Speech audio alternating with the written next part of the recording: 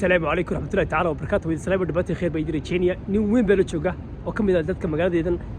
ciise janagale ciise ciyaal xamaraanay oo dad ma naqaan ciyaal xamaraanay walaal soo dhow libaax la jabaatay gaariga horta nacma waa Toyota okay in ciise hadii lagu dhibi lahaa 1 milyan pound ama 1 milyan dollar waxa ku sameeyay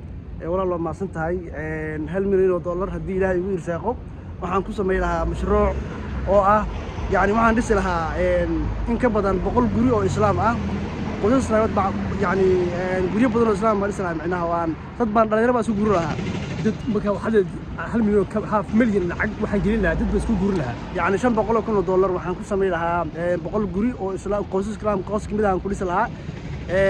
500 kale waxaan ku sameey lahaa mashruuc yani xarumo lagu barto madaarista diiniga islaamka xagad ka fureed marka ciise waxaan ka furi lahaa magaalada Muqdisho Hargeysa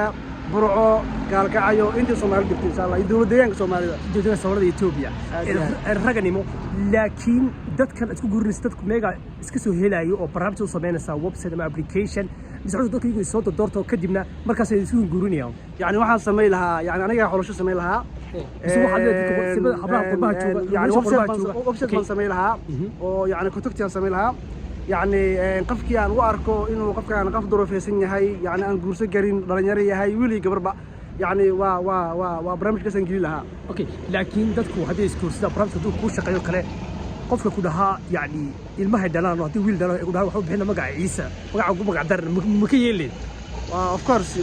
وكيل لا سو أنا مقع أبوي بيبقى شيء كل يوم مقع اسمه عن شعلها واي وعن حلو هيستو. marka hadii aan mashruuc jaariti oo aan maal geliyo waan qoys islaam ku dhisay يعني منافعاتي ka soo baxay hadii aan lagu macdir lahayn yani waa taariikh diido wax doonto